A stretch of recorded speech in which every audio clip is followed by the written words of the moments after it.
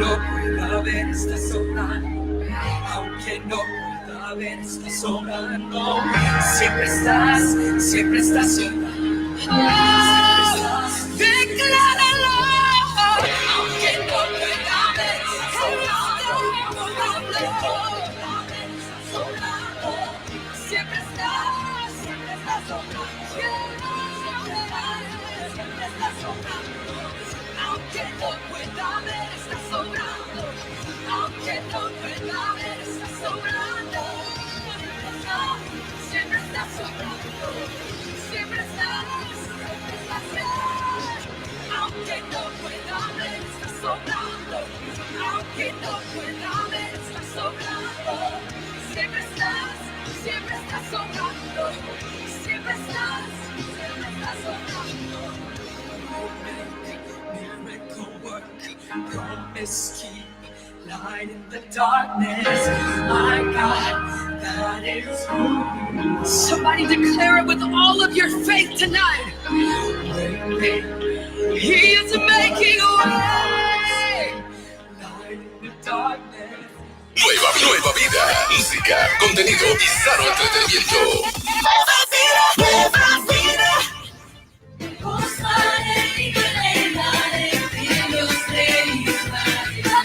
Enseñando las escrituras en su contexto legal y hebraico. La salvación por gracia y en obediencia hay bendición. La Congregación Catedral de la Fe presenta al pastor Walter Agosto en su programa Discipulado, redescubriendo las enseñanzas del Mesías. Busca tu Biblia, abre tu libreta, porque vamos a aprender cómo caminaron los primeros discípulos con el Mesías. Muy buenas noches, el Señor le bendiga y le guarde. Este hermano, pastor Walter Agosto, pastor de la Congregación Catedral de la Fe en la ciudad de Caguas, Puerto Rico. Y aquí estamos con cada uno de ustedes, gracias al Padre que nos abre las puertas para poder estar en vivo compartiendo este programa Discipulado, redescubriendo las enseñanzas del Mesías. Estamos en vivo directamente desde los estudios generales de Nueva Vida, desde Puerto Rico.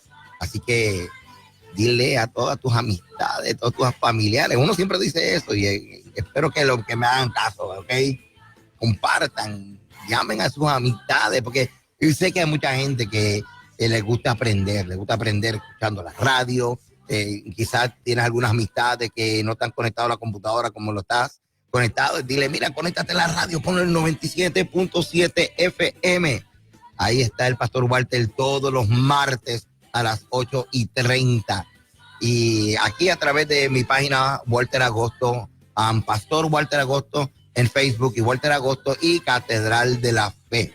También a través de la emisora Génesis, también de mi hermano y amigo Camilo Alfaro, estamos repitiendo la señal de Nueva Vida. Estamos hablando acerca de un tema bien interesante y estamos hablando acerca de qué enseñó el Mesías acerca de los mandamientos. ¿Qué fue lo que le enseñó acerca de los mandamientos? ¿Los abolió, los resumió o los explicó? Entonces, hoy voy a enseñar el trasfondo educativo del primer siglo,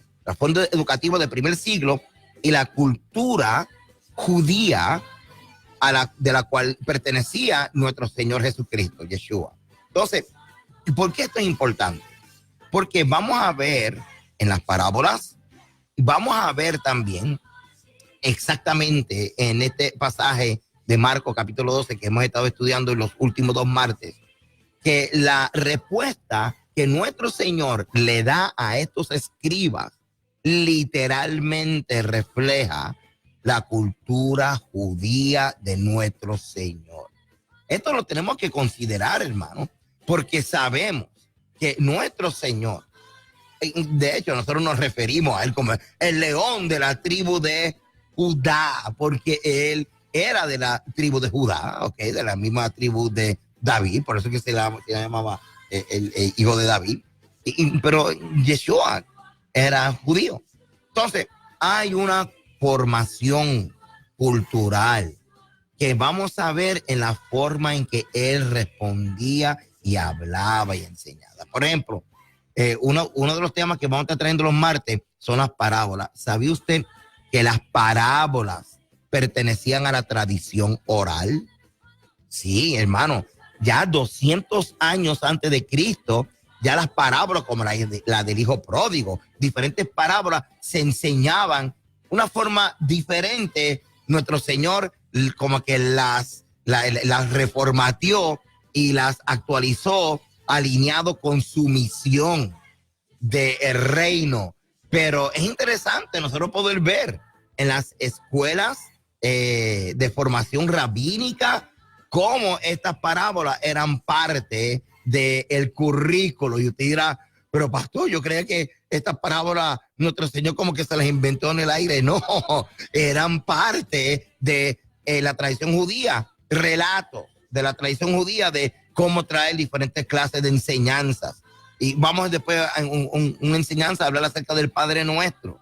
Y vamos a poner el Padre Nuestro y vamos a poner cada uno de los pedazos en sus perspectivas de oraciones originales que los judíos hacían desde el momento que regresaron de Babilonia. Es sumamente interesante. Ok, estamos hablando acerca de la respuesta de nuestro Señor a este escriba, cuando este escriba le hace la pregunta, ¿cuál es el mandamiento principal o cuál es el mandamiento mayor? Estamos en Mateo capítulo 12, versos 28 al 34, y estamos comparando también la respuesta de nuestro Señor registrado en el Evangelio de Mateo capítulo 22, versos 35 al 40. Ahora, ¿por qué estoy poniendo estos dos uno al lado del otro? Porque vamos a ver algunas de las frases en Marcos y en Mateo se registraron de una forma diferente, pero complementan y nos ayudan una vez más, como te acabo de decir, descubrir y discernir esa cultura judía en la respuesta de nuestro Señor a esta pregunta de estos escribas. Ahora, Marcos capítulo 12, verso 28. Acercándose uno de los escribas, una de las cosas que ellos hacían, tenían la función de lo que se llamaban copistas, y ellos copiaban. Acuérdate, antes no habían fotocopiadoras, ¿ok? Lo que habían eran copistas, y muchos de los copistas eran también escribas, y ellos eran expertos, ellos sabían todo de la letra de las otras, las tildes de memoria. Ahora, acercándose uno de los escribas que los había oído disputar y sabía que les había respondido bien, le preguntó cuál es el primer mandamiento de todo. Ahora, imagínate, como te dije la semana pasada, imagínate que a ti y a mí, dos boricuas, dos aleluyas boricuas, nos preguntan cuál es el mandamiento principal. ¿Ves? Literalmente, lo voy a leer literalmente como está en Marcos. Le preguntaron, ¿cuál es el primer mandamiento de todo? El primer mandamiento de todo. La versión en Mateo dice cuál es el gran mandamiento de la ley. Ahora, tú y yo pues, pensaríamos, ok, si estaba preguntando cuál es el primer mandamiento, pues nosotros vamos a pensar en los 10 mandamientos. Así que si pensamos los 10 mandamientos, vamos a pensar, por ejemplo, no tendrás dioses ajenos delante de mí. Número 2, no adorarás imágenes. Número 3, no tomarás el nombre de Dios en vano. Número 4, acuérdate del día de reposo para santificarlo. Número 5, honra a tu padre y a tu madre. Número 6, no matarás. Número 7, no cometerás adulterio. Número 8, no robarás. Número 9, no mentirás. Número 10, no codiciarás nada de tu prójimo. Entonces, estaremos pensando en estos 10 mandamientos. Dicho sea de paso, estos 10 mandamientos están literalmente en Éxodo capítulo 20 y están resumidos en Deuteronomio capítulo 5. Sumamente interesante el considerar cómo nosotros contestaríamos, y muchos de ustedes, como yo pensé también, pues entonces pues el primer mandamiento es no tendrás dioses ajenos delante de ti. Ok, ahora vamos a ver qué fue lo que contestó nuestro Señor. ¿Qué fue lo que nuestro Señor contestó? Entonces, el verso 29, Marcos 12, 29. Jesús le contestó, le respondió, el primer mandamiento de todo es, oye Israel, el Señor nuestro Dios, el Señor uno es.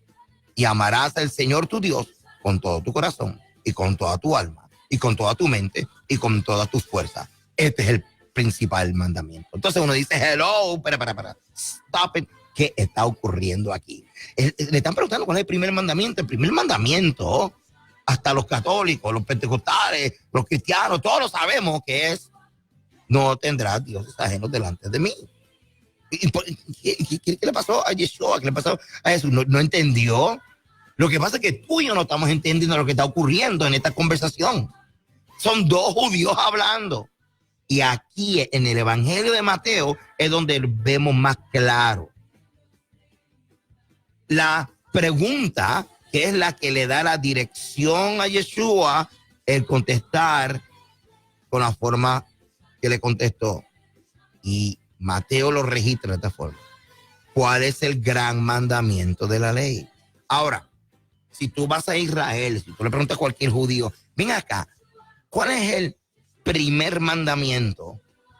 Él te va a decir que el primer mandamiento es: no tendrás dioses ajenos delante de mí. Pero también posiblemente te diga: oye Israel, escucha Israel, el Señor tu Dios uno es. Entonces tú y yo, como no entendemos la cultura judía, van a decir: no, es el primer mandamiento de los 10 mandamientos. Pues te voy a decir: bueno, pues entonces específicate si es el primero de los 10 mandamientos o el mandamiento principal. Y es ahí donde nosotros no necesitamos ayuda. El mandamiento principal en la cultura hebrea se le llama a una porción de Deuteronomio capítulo 6. Y se lo voy a leer. Estos son, verso 1, pues los mandamientos y estatutos y decretos que Jehová vuestro Dios mandó que os enseñe para que los pongáis por obra en la tierra a la cual pasáis vosotros para tomarla, para que temas a Jehová tu Dios, guardando todos sus estatutos y mandamientos que yo te mando, tú, tu hijo y el hijo de tu hijo, todos los días de tu vida, para que tus días sean prolongados. Entonces, escucha bien el verso 3, porque con el verso 3 fue que nuestro Señor le contestó al escriba. Le dijo: oye pues, oh Israel, cuida de ponerlo por obra. El verso 4. Oye Israel, Jehová nuestro Dios, Jehová uno es, y amarás a Jehová tu Dios de todo tu corazón, de toda tu alma, con toda tu fuerza. Él contestó utilizando Deuteronomio capítulo 6, versos 4 y 5. En la cultura hebrea, esta oración o esta declaración de fe se llama el Shema, porque oye Israel, la palabra oye en hebreo es Shema Israel, Shema Israel. Esta oración lo hacen por la mañana cuando se levantan y por la noche cuando se acuestan a dormir. ¿Por qué? Porque aquí mismo en Deuteronomio dice: y las repetirás a tus hijos y hablarás de ellas estando en tu casa y andando en el camino, al acostarte y cuando te levantes. Así que la respuesta de nuestro Señor no fue una respuesta que nosotros posiblemente hubiéramos dado si nos hubieran hecho la pregunta, porque tú y yo no conocemos la cultura hebrea, la cultura judía de nuestro Mesías. Ahora, ¿por qué es importante nosotros entenderla? Porque si no la entendemos, a la hora de explicar por qué nuestro Señor contestó utilizando Deuteronomio 6, 4 y 5, nosotros entonces vamos a hacer algo que hacemos muchas veces, que es especular, inventar, y a veces como que la pegamos, ¿verdad? Pero realmente tenemos cada vez, hermano, de nosotros asumir la gran responsabilidad de estudiar el contexto. ¿Cuál es el trasfondo bíblico, histórico, antropológico, arqueológico, político, religioso de el entorno de la narrativa? Las palabras, la etimología en su contexto, todo esto lo tenemos que considerar.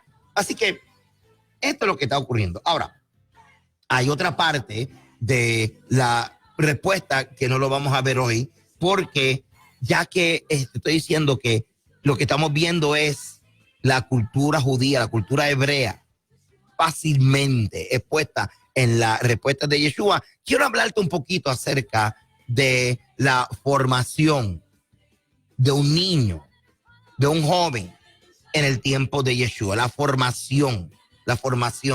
Y esto es bien importante porque un niño de 5 años hubiera contestado lo mismo que nuestro Señor contestó.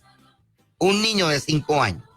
Esa respuesta, hasta un niño de 5 años lo hubiera hecho. En el capítulo 22 de Mateo, se observa que fueron varias preguntas, de hecho, para tentar al Mesías. Por ejemplo, si era lícito o no pagar tributos a César. La pregunta excelente de los saduceos acerca de la resurrección. Y 2 preguntas bien confrontativas, bien difíciles, que de la única forma que realmente podías acertar contestando la misma era que hubieras sido criado literalmente como un judío, ¿ok? Y nosotros no consideramos este contexto. Por ejemplo, en los tiempos de nuestro Señor, la educación era algo básico, elemental y muy importante. Y definitivamente comenzaba en la casa.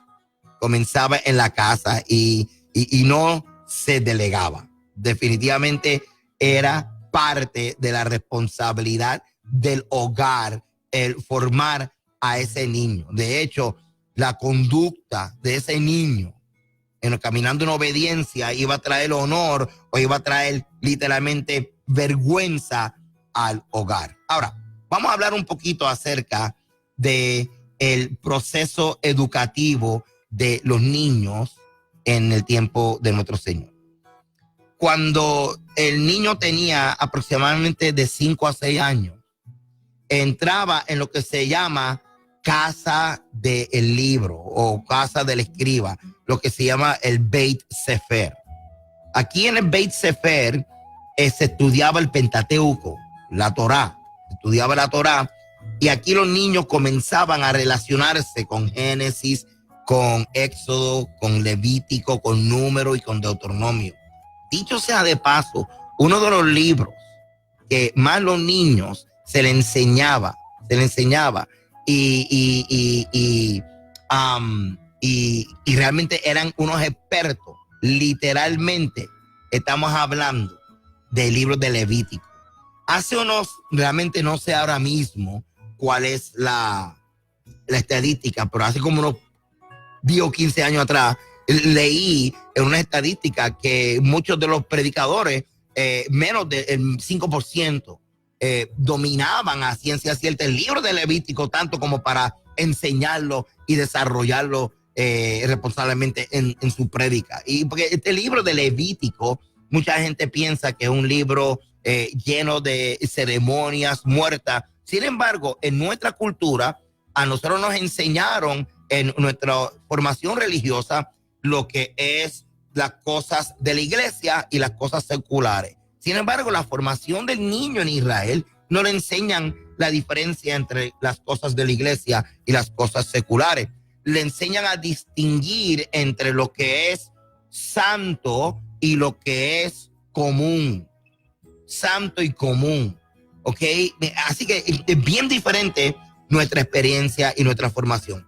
Así que lo primero que comenzaba el niño, como en nuestro caso, lo que sería la escuela elemental, a ellos se le llamaba la casa del libro o el Beit. Beit significa casa, Sefer significa libro, el Beit Sefer. Allí aprendían a leer, a escribir, a hacer cuentas, a hablar en público, aprendían a memorizar la repetición y comenzaban a resolver problemas de interpretación de las escrituras. Bien interesante, bien interesante. Estos niños, si salían bien, pues entonces los promovían a otras facetas de la formación religiosa y sería entonces el próximo nivel, si pudiéramos decir, sería el Beit Talmud. Ahora, el Talmud lo que significa es estudiar. Por eso es que en español es discípulo, en hebreo es Talmid. Entonces está lo que se llama el Beit Talmud, que se llama literalmente la etapa del discípulo. O sea que ellos comenzaban la etapa del libro, que era conociendo el libro, luego la etapa del discípulo. Y entonces la etapa del discípulo o Beit Talmud, ahí ellos aprendían, esto era más o menos de la edad de 9 a 10 años, aprendían lo que era la Torá tradicional, la Torá oral o la Torá tradicional. Y es aquí, en este grado, que es de la edad de 9 a 10 años, es que ellos aprendían muchas parábolas que nuestro Señor utilizó. Nuestro Señor utilizó muchas parábolas que se enseñaba en esta etapa de 9 a 10 años en el Beit Talmud. Ok, luego de esta etapa del Beit Talmud, iban entonces a lo que se llama el Beit Midrash. El Beit Midrash, ahí aproximadamente tenían de 12 a 13 años. Ahora, esto es interesante, porque aquí en Beit Midrash, aquí comenzaban literalmente a sentarse con rabinos y a discutir las escrituras, ¿ok? Es de la edad de 12 a 13 años. Ahora, ¿a qué edad tenía nuestro Señor Yeshua? ¿Qué edad tenía cuando se perdió y lo encontraron hablando con gente en el templo? A la edad de 12 años. O sea que ella estaba en esta clase Beit Midrash, que era la edad donde se le permitía a estos niños comenzar a conversar y hablar acerca de las escrituras con rabinos. Bien interesante que nosotros veamos todo este contexto, porque cuando le hacen la pregunta a nuestro Señor acerca de cuál es el mandamiento principal, esto ellos lo aprenden en la escuela primaria o la elemental, lo que se llama Beit Sefer. Pero tú y yo no conocemos el currículo. Tú y yo no estamos conscientes de la formación de estos niños judíos, ¿sí? Y cómo le enseñaron. Sin embargo, en los evangelios vamos a ver que la forma en que nuestro Señor habla, responde a unas preguntas que le formulan, si alguien no está consciente de la mentalidad hebrea, nosotros vamos a pasar por alto lo que está ocurriendo aquí. Y así que cuando le hacen la pregunta a nuestro Señor, ¿cuál es el mandamiento principal? Lo que querían ellos averiguar si él estaba claro en dos cosas. Número uno, la importancia de adorar a un solo Dios. Y número dos, contestar correctamente como todo un judío, como todo un hebreo. Ahora, cuando sigue el niño evolucionando y probándose, ¿verdad?, su madurez en el estudio, ya ahí comienzan rabinos y gente mayor en la educación de la formación de este primer siglo, comienzan a echarle el ojo, como quien dice. En este periodo de la escuela primaria, hablando del Beit Sefer, cuando comenzaban, estamos hablando de la edad de 5 años en adelante, después el niño pasa al Beit Midrash, como ya te dije, y después entonces del Beit Midrash, del Beit Talmud a Beit Midrash. De hecho, si tú lees en Hechos, en el capítulo 22, tú vas a ver que Pablo se refiere a un gran maestro, se llama Gamaliel. Así que posiblemente a edad muy temprana ya Pablo estaba a los pies de Gamaliel, también habiendo pasado por toda esta etapa. Beit Sefer, Beit Talmud y después el Beit Midrash. Ahora bien, voy a citar de uno de los padres de la iglesia, de Jerónimo, que de hecho vivía en Belén y aprendió hebreo para traducir las escrituras en latín, que se le conoce la Vulgata. Y él cita esto, y esto es bien interesante. Me parece que es bien interesante porque es parte del testimonio de los niños del primer siglo. Y él dice que no existía en todo Jerusalén un niño judío que no supiera de memoria la Biblia desde Adán hasta Zorobabel. O sea, desde Adán hasta el momento en que los judíos están regresando a Jerusalén después de 70 años del destierro en Babilonia. Y esto es un testimonio de uno de los padres de la iglesia, hermano, que es impresionante. Y nos habla acerca de estos niños que literalmente se sabían de memoria las escrituras.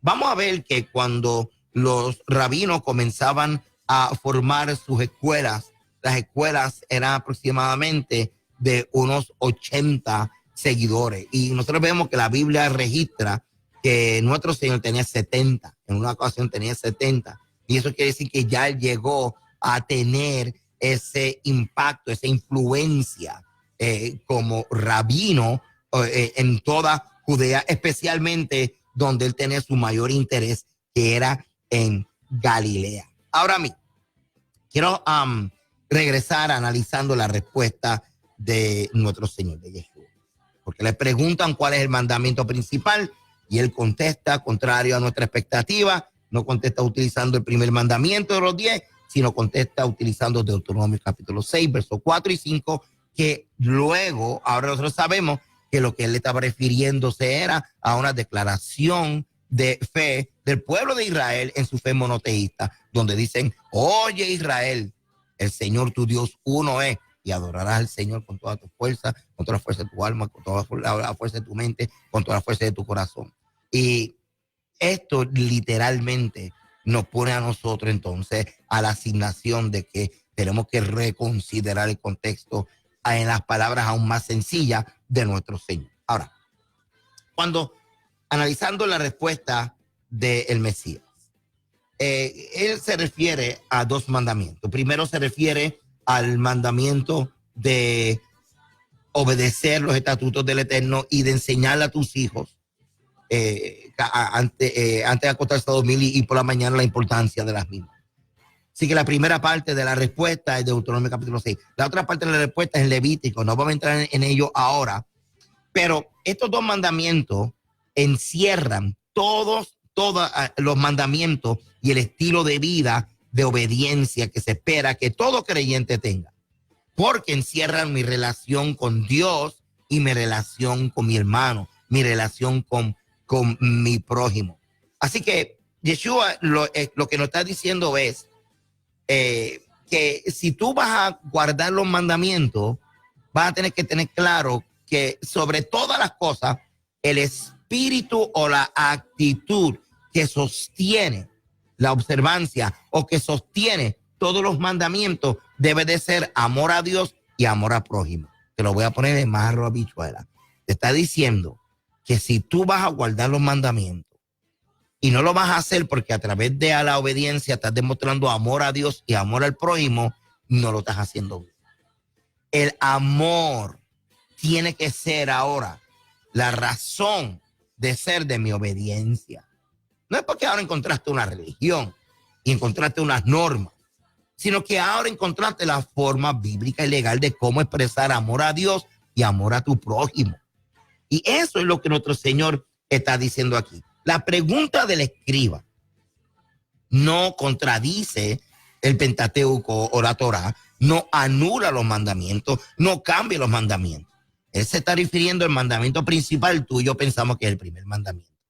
Él no está diciendo que antes era el primer mandamiento, antes era no tendrás dioses ajenos delante de ti. No, él está haciendo referencia a la cultura hebrea, donde la cultura hebrea enseña a los niños desde primer grado, lo que nosotros llamamos primer grado, que el mandamiento principal está en Deuteronomio capítulo 6, de que ames a Dios sobre todas las cosas.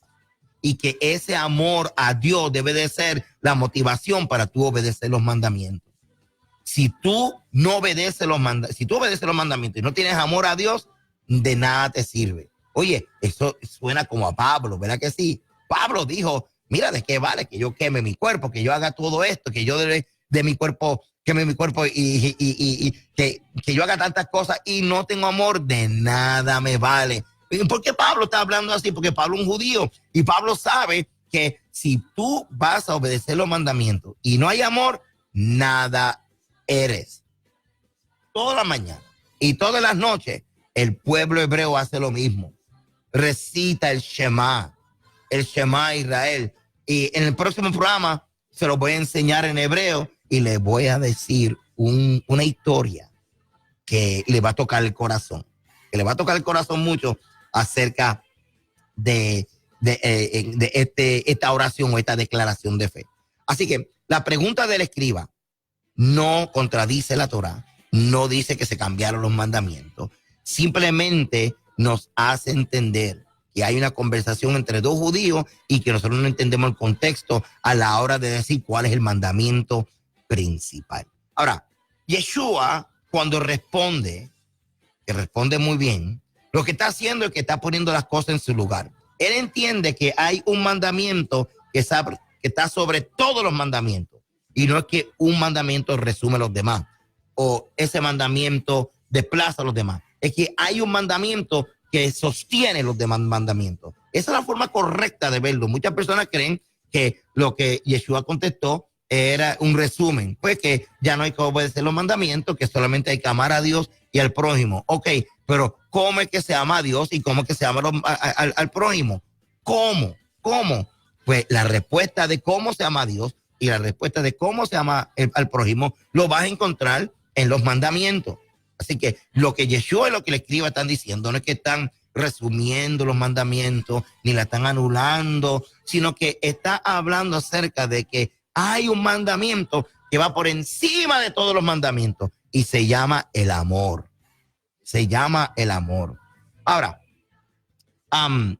estamos hablando de un mandamiento que está sobre todos los demás mandamientos. En el sentido correcto es que el amor sostiene todos los demás mandamientos. Estamos hablando de que la función del mandamiento principal, que es amar a Dios sobre todas las cosas y a tu prójimo como a ti mismo, es el mandamiento principal. Y tú no vas a encontrar en ninguna parte de la Biblia que dice el mandamiento principal es este. No, eso tú lo vas a encontrar en la cultura judía. Eso tú lo vas a encontrar en la formación cultural de los hebreos. ¿Ok? Claro, tú y yo lo tenemos en el Nuevo Testamento porque es una conversación y ese es el tema. Pero acuérdate que el Nuevo Testamento no está escrito cuando está ocurriendo esta conversación. ¿Cómo Yeshua sabía cuál era el mandamiento principal? Porque ya pertenecía a la formación hebrea. Ya ellos sabían que el mandamiento que va por encima de todos los mandamientos es amar a Dios sobre todas las cosas y a tu prójimo como a ti mismo. Hermano, en la semana que viene continuaremos hablando acerca de la otra parte de la respuesta y vamos a hablar acerca de esta oración específica que se llama en hebreo Shema Israel. Se lo voy a explicar y les voy a dar un relato histórico muy interesante que sé que va a tocar su corazón. Hermano, gracias por estar conmigo en este martes, en este programa Discipulado, redescubriendo las enseñanzas del Mesías, todos los martes a las 8:30. Acuérdate, dale compartir, dale share a la transmisión y siempre tennos en oración. Acuérdate, amado, sobre todas las cosas, que la salvación es por gracia y en la obediencia hay bendición. Shalom.